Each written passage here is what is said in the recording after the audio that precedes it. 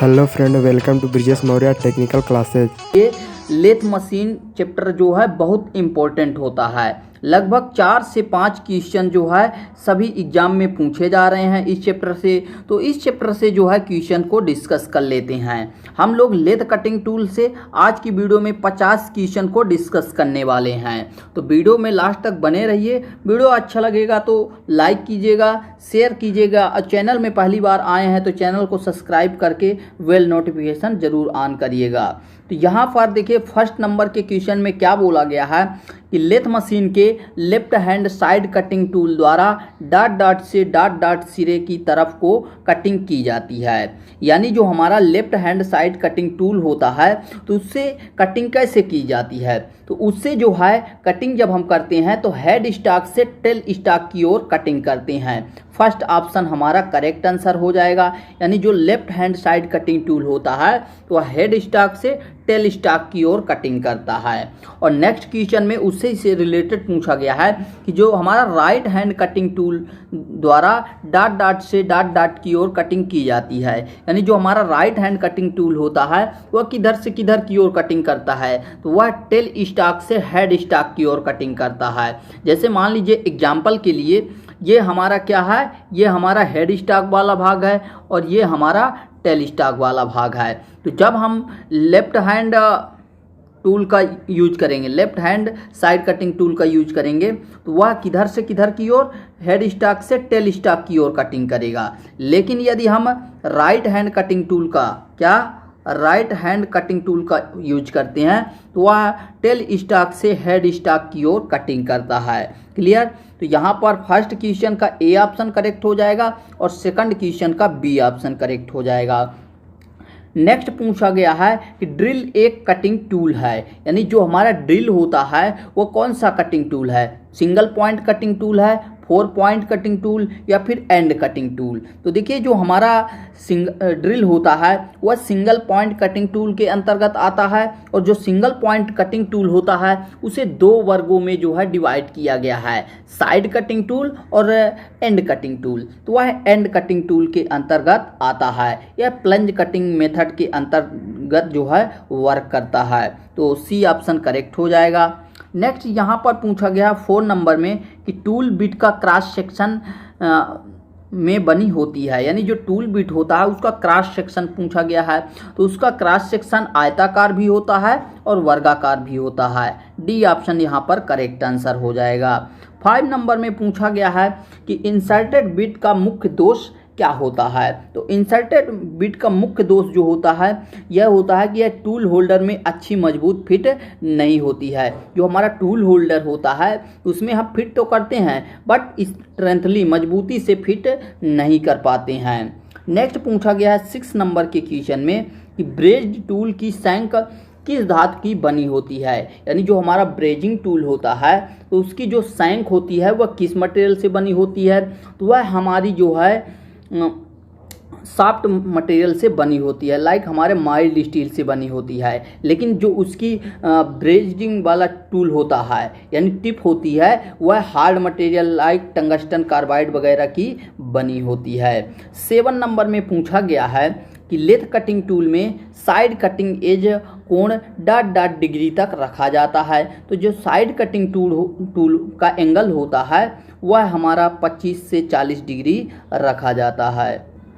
Next question में पूछा गया है कि लेथ कटिंग टूल का नोज कोण होता है। यानी जो नोज कोण रखा जाता है, नोज एंगल रखा जाता है वह कितना रखा जाता है, 70 डिग्री, 80 डिग्री, 90 डिग्री या फिर उपरोक्त सभी। तो अकॉर्डिंग टू ऑप्शन हम लोग सी को करेक्ट करेंगे। देखिए यहाँ पर इसके साथ साथ जो हमारा रैक एंगल भी होता है, क्लियरेंस एंगल भी होता है। ठीक है, 90 डिग्री में जो है रैक एंगल और क्लियरेंस एंगल भी होता है। नेक्स्ट क्वेश्चन की बात करें तो पूछा गया है कि लेथ कटिंग टूल में एंड कटिंग एज कोण कितने डिग्री का रखा जाता है। तो जो हमारा लेथ कटिंग टूल में एंड कटिंग एज एंगल होता है वह कितने डिग्री रखा जाता है, तो वह जो है 30 डिग्री तक रखा जाता है। डी ऑप्शन जो है करेक्ट हो जाएगा। 10 नंबर में पूछा गया है कि लेथ कटिंग टूल में पॉजिटिव रैक कोण कितने डिग्री का रखा जाता है। तो जो पॉजिटिव रैक कोण होता है वह हमारा 3 से 40 डिग्री तक रखा जाता है अकॉर्डिंग टू मटेरियल। यदि मटेरियल सॉफ्ट होता है तो वहाँ पर पॉजिटिव रैक एंगल जो है अधिक रखा जाता है, और यदि बात किया जाए हमारा मटेरियल हार्ड है तो वहाँ पर पॉजिटिव रैक एंगल जो है कम रखा जाता है, क्योंकि उसमें जो है जो चिप्स निकलती है डिसकंटिन्यूअस चिप निकलती है। नेक्स्ट 11 नंबर में पूछा गया है कि पॉजिटिव रैक कोण हार्ड धातुओं की कटिंग के लिए रखा जाता है तो वह कम ही रखा जाता है। जो पॉजिटिव रैक कोण होता है वह हार्ड धातुओं के लिए कम रखा जाता है। क्यों रखा जाता है? क्योंकि इसमें वृत्तखंडी चिप्स निकलती है, सेगमेंटल चिप्स निकलती है।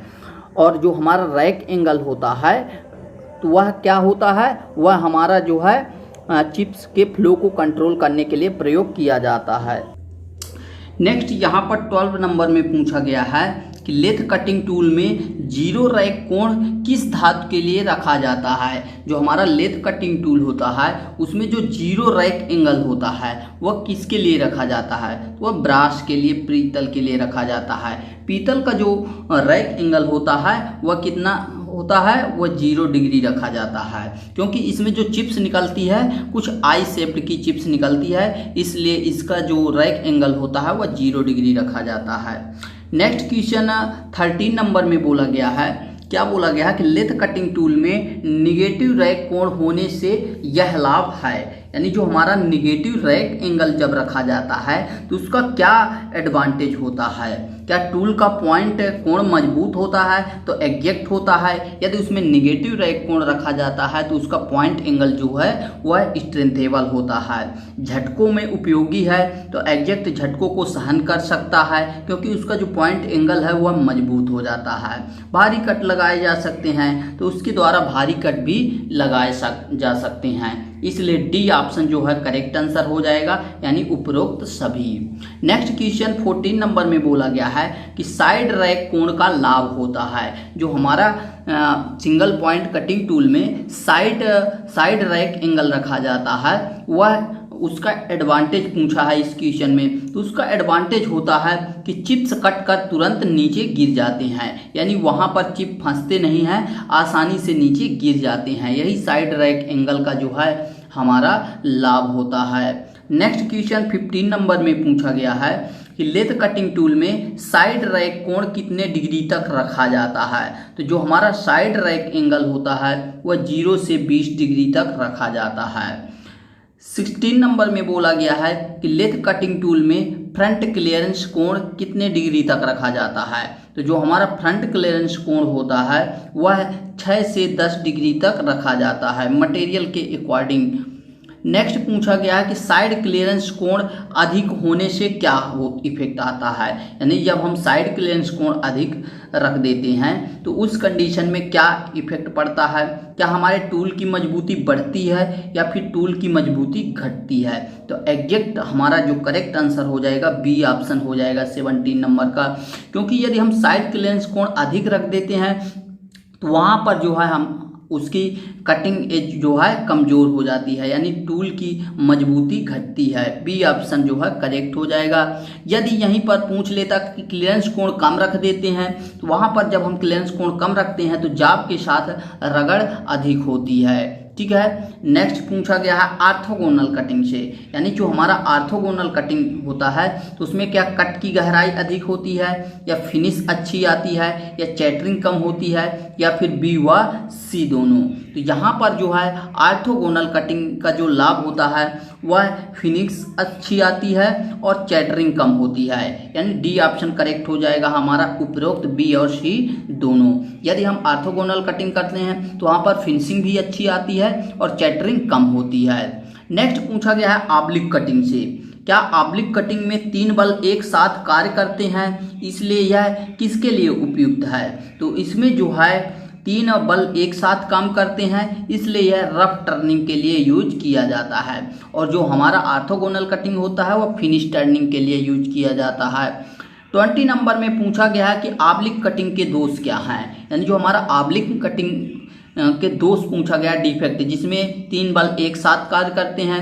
क्या इसमें टूल मटेरियल अधिक खर्च होता है, एंगुलर शोल्डर बनते हैं या फिर उपरोक्त ए और बी दोनों। इसका जो 20 नंबर का करेक्ट आंसर हो जाएगा सी ऑप्शन हो जाएगा, यानी उपरोक्त ए और बी दोनों, यानी टूल मटेरियल भी अधिक खर्च होता है और एंगुलर शोल्डर बनते हैं। नेक्स्ट क्वेश्चन 21 नंबर में क्या पूछा गया है कि हाई कार्बन स्टील के बने कटिंग टूल कितने डिग्री सेल्सियस तापमान तक अपनी हार्डनेस बनाए रखती हैं।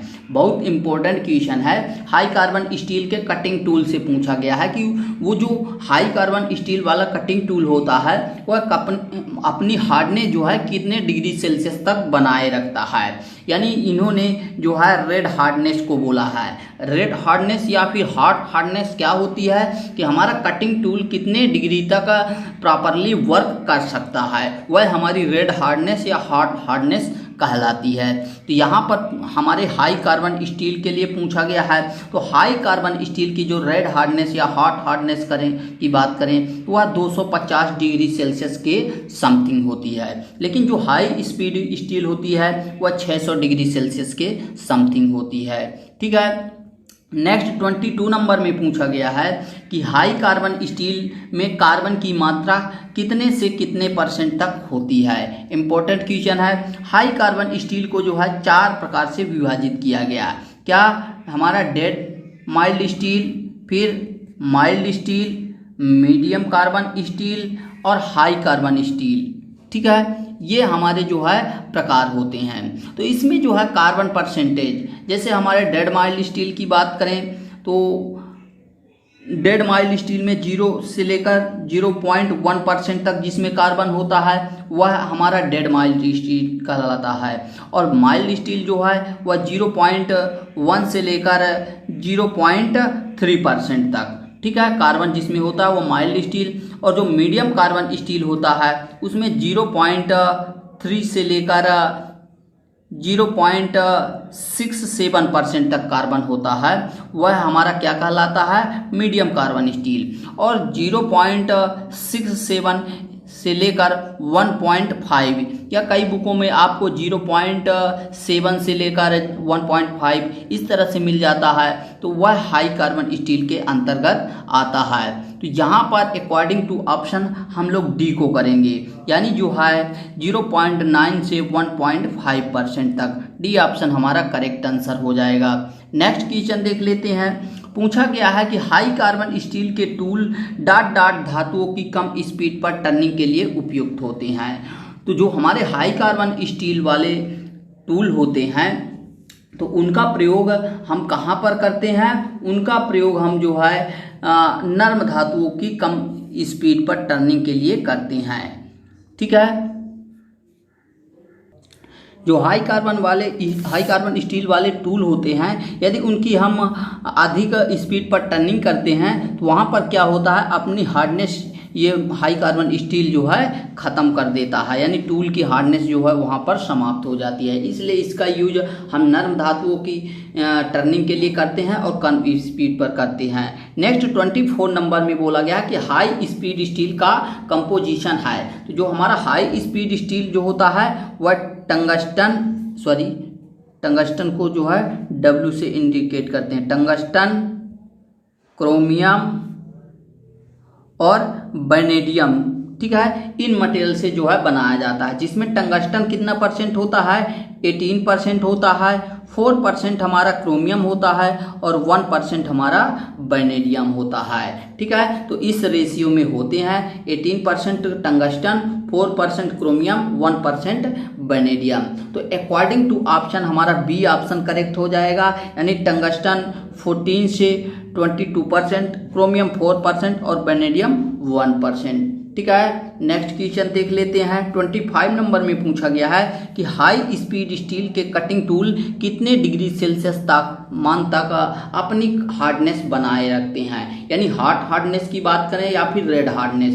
तो हाई स्पीड स्टील के कटिंग टूल जो है 600 डिग्री सेल्सियस तक अपनी कठोरता बनाए रखते हैं, हार्डनेस बनाए रखते हैं। 25 का जो करेक्ट आंसर हो जाएगा सी ऑप्शन करेक्ट हो जाएगा। 26 नंबर में बोला गया है कि हाई स्पीड स्टील के टूल में यह मुख्य विशेषता है। जो हाई स्पीड स्टील होता है टूल होता है उसमें विशेषता की बात की गई है। तो इसकी विशेषता होती है कि गर्म होने पर हवा में ही हार्ड हो जाते हैं। यानी जो है हम इनको जब गर्म करते हैं या फिर कटिंग के अंतर्गत जो है ये गर्म हो जाते हैं तो ये अपने आप हवा में ही हार्ड हो जाते हैं। ठीक है, नेक्स्ट क्वेश्चन देख लेते हैं। 27 नंबर में बोला गया है कि सीमेंटेड कार्बाइड टिप्स के टूल्स हाई स्पीड स्टील की अपेक्षा कितने गुना गति पर प्रयोग किए जा सकते हैं। तो जो हमारे सीमेंटेड कार्बाइड टिप्स के टूल होते हैं वह हाई स्पीड स्टील की अपेक्षा जो है 4 गुना स्पीड पर प्रयोग किए जा सकते हैं। यहाँ पर 27 का सी ऑप्शन करेक्ट हो जाएगा। यदि 28 नंबर के क्वेश्चन की बात करें तो बोला गया है सीमेंटेड कार्बाइड टिप्स मुख्यतः टंगस्टन कार्बाइड, टाइटेनियम, कोबाल्ट और टेल्टानम आदि धातुओं को कितने डिग्री सेल्सियस पर शुद्ध कार्बन के साथ मिलाकर अलग अलग आकार की बनाई जाती है। तो वह जो है 1500 डिग्री सेल्सियस पर बनाई जाती है। नेक्स्ट क्वेश्चन की बात करें तो 29 नंबर में बोला गया है कि सीमेंटेड कार्बाइड टिप्स कितने डिग्री सेल्सियस तापमान पर सुरक्षित कार्य करती है। यानी यहाँ पर भी रेड हार्डनेस या फिर हॉट हार्डनेस की बात की गई है। तो सीमेंटेड कार्बाइड टिप्स जो है 1000 डिग्री सेल्सियस तापमान तक सुरक्षित वर्क कर सकते हैं। 30 नंबर के क्वेश्चन की बात करें तो पूछा गया है कि सीमेंटेड कार्बाइड टिप्स की मुख्य विशेषता क्या है। यानी जो सीमेंटेड कार्बाइड टिप्स वाले टूल होते हैं उनकी मेन जो है विशेषता क्या है। क्या वह कूलेंट के बिना भी प्रयोग कर सकते हैं उनका, या फिर हार्ड व टेम्पर की जा सकती है, या फोर्ज की जा सकती है, या उपरोक्त सभी। तो 30 का ए ऑप्शन करेक्ट हो जाएगा कि कूलेंट के बिना भी प्रयोग कर सकते हैं। 31 नंबर में पूछा गया कि सीमेंटेड कार्बाइड टिप्स का मुख्य दोष क्या है। अभी तो विशेषता हमने जाना, अब इसका मुख्य दोष क्या है। क्या उच्च गति पर कार्य नहीं कर सकती, कूलेंट आवश्यक होता है, या ज़्यादा कसने पर क्रैक आ जाता है, या उपरोक्त सभी। तो ये बी ऑप्शन तो हो नहीं सकता क्योंकि कूलेंट के बिना प्रयोग कर सकते हैं, इसकी ये विशेषता है। तो उपरोक्त सभी भी नहीं हो सकता क्योंकि ये जब नहीं होगा तो ये भी नहीं होगा। ठीक है, अब नेक्स्ट हमारा 2 ऑप्शन बचते हैं कि उच्च गति पर कार्य नहीं करती या फिर ज़्यादा कसने पर क्रैक आ जाता है। तो 31 का जो करेक्ट आंसर होगा एग्जैक्ट सी ऑप्शन ही होगा कि ज़्यादा कसने पर क्रैक आ जाते हैं क्योंकि इसमें जो है हार्डनेस अधिक होती है। ठीक है, नेक्स्ट क्वेश्चन देख लेते हैं। बोला गया कि स्टेलाइट एक अलौह मिश्र धातु है, इसका मिश्रण है। यानी यह किसका, स्टेलाइट किसका मिश्रण है। तो स्टेलाइट जो है हमारे क्रोमियम, निकल और टंगस्टन का मिश्रण होता है। ठीक है, सिरेमिक्स किससे बनाया जाता है। तो जो हमारा सिरेमिक्स होता है वह हमारे किससे बनाया जाता है, वह एल्युमिनियम ऑक्साइड से जो है बनाया जाता है। नेक्स्ट क्वेश्चन देख लेते हैं। क्या बोला गया है 34 नंबर में कि स्टेलाइट के cutting tool high speed steel की अपेक्षा कितने गुणा गति पर कार्य कर सकते हैं। तो जो स्टेलाइट के कटिंग टूल होते हैं वह हाई स्पीड स्टील के टूल की अपेक्षा 2 से 3 गुणा गति पर कार्य कर सकते हैं। 35 में पूछा गया है कि स्टेलाइट के कटिंग टूल का मुख्य दोष क्या है। तो स्टेलाइट के मुख्य कटिंग टूल जो होते हैं उनका मुख्य दोष जो होता है वह इन सभी होता है। यानी इनको हम फोर्ज नहीं कर सकते हैं, झटके सहन नहीं कर सकता है, सीमेंटेड कार्बाइड की अपेक्षा कम तापमान पर कार्य करते हैं। क्योंकि पिछले क्वेश्चन में हमने हाई स्पीड स्टील से कंपेयर किया था। ठीक है, और वहाँ पर पिछला जो क्वेश्चन था उसमें 4 गुना आया था और इसमें 2 से 3 गुना आया था। ठीक है, तो डी ऑप्शन हमारा करेक्ट आंसर हो जाएगा। नेक्स्ट क्वेश्चन 36 में बोला गया है कि सिरेमिक्स टूल कितने डिग्री सेल्सियस तापमान पर भी कार्य कर सकते हैं। जो हमारे सिरेमिक्स टूल होते हैं वह 1200 डिग्री सेल्सियस पर वर्क कर सकते हैं आसानी से। 37 नंबर में डायमंड टूल से पूछा गया है कि डायमंड टूल कितने डिग्री सेल्सियस तापमान तक कार्य कर सकते हैं। तो एग्जैक्ट हमारा डायमंड जो है हार्ड मटेरियल होता है, तो जो 37 का हमारा करेक्ट आंसर हो जाएगा वह 1650 हो जाएगा, यानी 1650 डिग्री सेल्सियस के समथिंग तापमान तक कार्य आसानी से कर सकते हैं। पूछा गया है कि सिरेमिक टूल मटेरियल किस वर्ग में आता है, लौह, अलौह, नॉन मेटेलिक या उपरोक्त में से कोई नहीं। जो हमारा सिरेमिक टूल होता है वह नॉन मेटेलिक टूल के अंतर्गत आता है। 39 नंबर में पूछा गया कि स्टेलाइट टूल मटेरियल किस वर्ग में आता है। तो स्टेलाइट जो होता है वह हमारा किसके अंतर्गत आता है, नॉन फेरस के अंतर्गत आते हैं। यानी जो स्टेलाइट टूल मटेरियल होता है इसमें कार्बन नहीं होता है, यह नॉन फेरस मेटल के अंतर्गत आते हैं। यदि बात करें 40 नंबर के क्वेश्चन की, तो टूल की कोल्ड हार्डनेस, यानी जो है अभी तो हमने हॉट हार्डनेस की बात कर लिया, अब कोल्ड हार्डनेस यानी ठंडी कठोरता का अर्थ का पूछा गया है।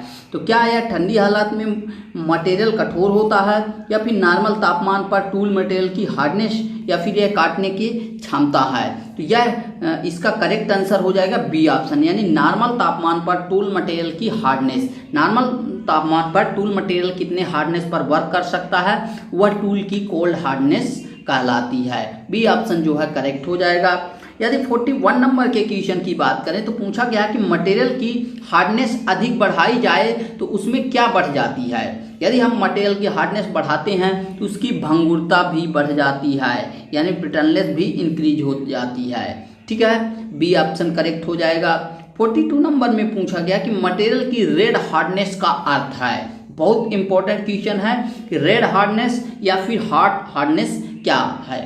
लाल गर्म धातु की कठोरता या फिर उच्च तापमान पर भी टूल कार्य करता है और कोल्ड हार्डनेस बनाए रखता है, या फिर भंगुरता या फिर उपरोक्त में से कोई नहीं। तो 42 का जो करेक्ट आंसर हो जाएगा वह ऑप्शन नंबर बी हो जाएगा, यानी जो है उच्च तापमान पर भी टूल कार्य करता है और अपनी कोल्ड हार्डनेस बनाए रखता है। यही ऑप्शन जो है हमारा करेक्ट हो जाएगा।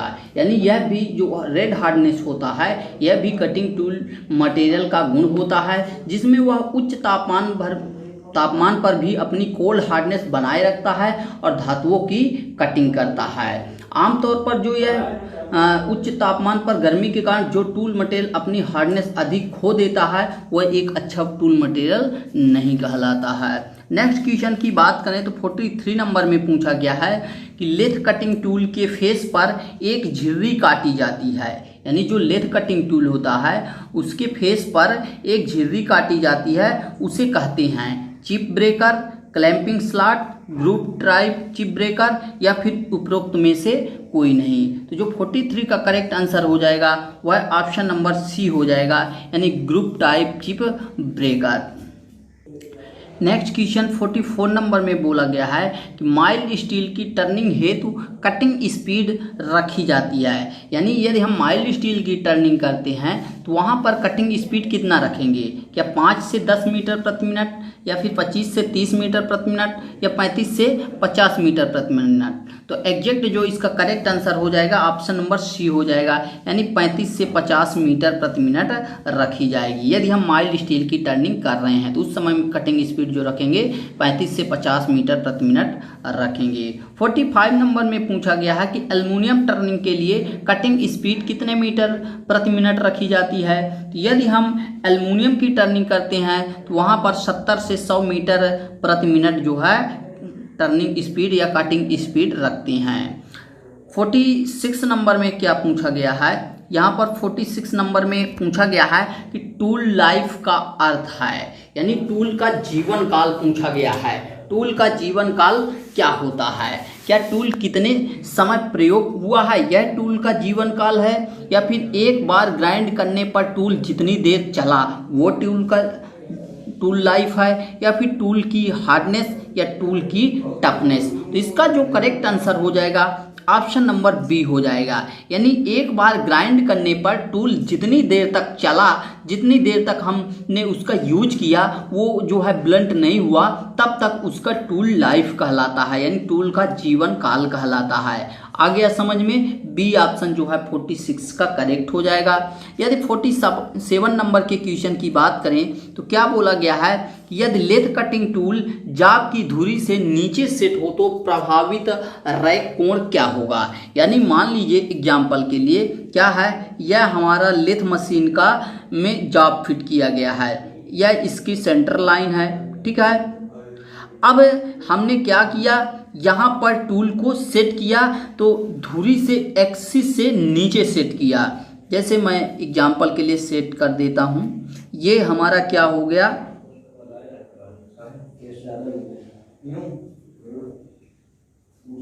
ये हमारा थोड़ा सा यहाँ पर इरेज नहीं हो रहा है, इरेजिंग में प्रॉब्लम आ रही, ये हमारा कटिंग टूल है, ठीक है। तो हमने क्या किया, सेंटर हाइट से जो है नीचे सेट कर दिया। तो इन्होंने क्या किया कि रैक कोण में क्या प्रभाव पड़ेगा, क्या हमारा रैक कोण बढ़ेगा या फिर घटेगा। तो देखिए जब सेंटर हाइट से नीचे सेट किया जाता है तो हमारा क्लियरेंस कोण क्या होता है, बढ़ जाता है। क्या क्लियरेंस कोण बढ़ जाता है और रैक कोण जो होता है वह घट जाता है। किस कंडीशन में, जब सेंटर हाइट से नीचे टूल सेट किया जाता है और जब सेंटर हाइट से ऊपर सेट किया जाता है तो जस्ट इसके अपोजिट हो जाता है, वहां पर रैक कोण बढ़ जाता है और क्लियरेंस कोण घट जाता है। क्लियर? तो यहाँ पर पूछा गया था कि यदि लेथ कटिंग टूल जाब की धुरी से नीचे सेट किया हो तो प्रभावित रैक कोण क्या होगा, तो रैक कोण हमारा क्या हो जाएगा, घट जाएगा। बी ऑप्शन यहाँ पर 47 का करेक्ट हो जाएगा। यदि 48 नंबर के क्वेश्चन की बात करें तो पूछा गया कि यदि लेथ कटिंग टूल जाब की धुरी से ऊपर सेट हो तो प्रभावित रैक कोण क्या होगा। तो जब जाब की धुरी से ऊपर सेट किया गया है तो वहां पर हमारा रैक कोण क्या होता है, बढ़ जाता है। सी ऑप्शन करेक्ट हो जाएगा। 49 नंबर में पूछा गया है कि लेथ कटिंग टूल जाब की धुरी से ऊपर सेट हो तो क्लियरेंस कोण में क्या प्रभाव पड़ेगा। तो क्लियरेंस कोण क्या हो जाएगा, घट जाता है। ए ऑप्शन हमारा करेक्ट हो जाएगा 49 नंबर का। यदि 50 के क्वेश्चन की बात करें तो पूछा गया कि लेथ कटिंग टूल जाब की धुरी से नीचे सेट हो तो क्लियरेंस कोण क्या होता है, बढ़ जाता है। सी ऑप्शन करेक्ट हो जाएगा। तो दोस्तों लेथ मशीन के कटिंग टूल से जो है हम लोग इम्पोर्टेंट 50 क्वेश्चन को डिस्कस किए, जो ये आपके आने वाले एग्जाम के लिए काफ़ी इम्पोर्टेंट हैं। वीडियो में जो क्वेश्चन ऐड किए गए थे अच्छे लगे हैं, आपको ऐसा लगता है कि ये सेलेक्टिव क्वेश्चन है तो वीडियो को लाइक करें, शेयर कीजिए और चैनल को अभी तक सब्सक्राइब नहीं किए हैं तो चैनल को सब्सक्राइब करके बेल नोटिफिकेशन दबाइए ताकि नेक्स्ट वीडियो का नोटिफिकेशन मिलती रहे। तो मिलते हैं नेक्स्ट वीडियो में नए टॉपिक के साथ। Thanks for watching and bye bye.